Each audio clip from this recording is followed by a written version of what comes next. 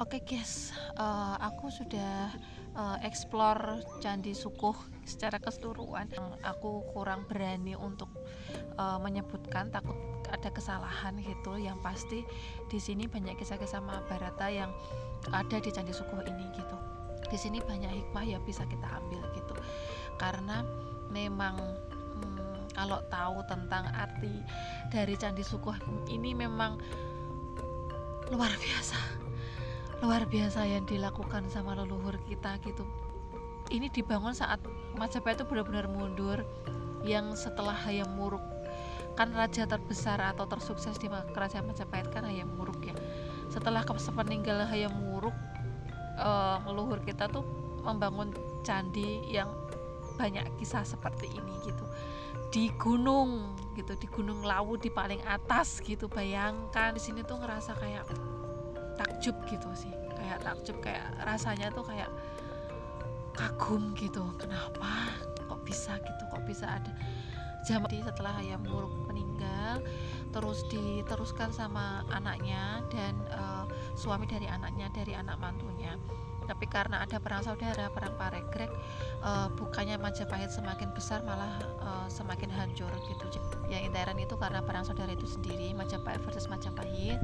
Terus dari eksternalnya itu karena bencana alam pertama, bencana alam, terus kekeringan di Mojokerto, terus dan ditambah sama masuknya agama Islam gitu. Dan Gunung Lawu ini memang dianggap sebagai tempat yang tepat untuk moksa, seperti itu, diduga seperti itu.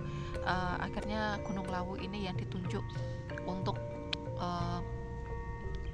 tempat melarikan diri dari Raja Majapahit saat itu, Brawijaya V.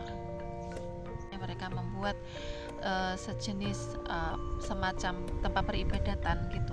Yang pertama Candi Sukuh, Candi Cetho, dan Candi Kethek gitu. Dengan candi ini tuh bertujuan untuk, istilahnya untuk meruat artinya itu membersihkan dari keterpurukan, membersihkan dari kehancurannya Majapahit gitu, biar bisa kembali lagi, pulih lagi gitu. Kayak agak miris memang seperti itu gitu.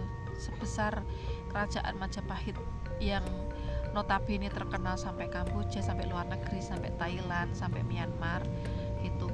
Dan kerajaan Majapahit punya Mahapatih yang sangat terkenal dengan sumpah palapannya, yaitu Patih Gajah Mada gitu.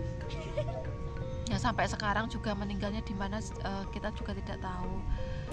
Akhirnya bisa hancur gitu. Dan salah satu peran utamanya bukan hanya karena masalah eksternal ya, bukan yang bikin hancur dari kerajaan Majapahit yang sangat besar itu sendiri, itu adalah masalah internal. Sesuatu yang internal itu memang lebih merusak dibanding sama eksternalnya gitu.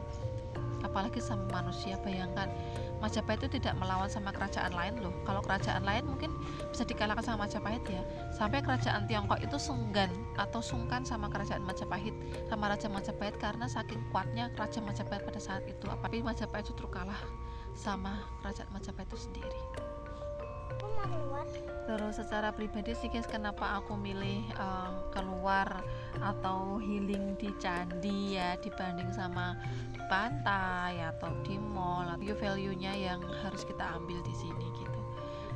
Kita juga harus selain menghormati sama leluhur kita, menghormati sama agama lain, tetapi kita bukan kita ambil dari segi itu ya, tapi kita ambil nilai-nilai yang kita tanam yang ditanam sama leluhur kita di sini gitu. Ternyata leluhur kita tuh mengajarkan hal kebaikan loh pada kita gitu.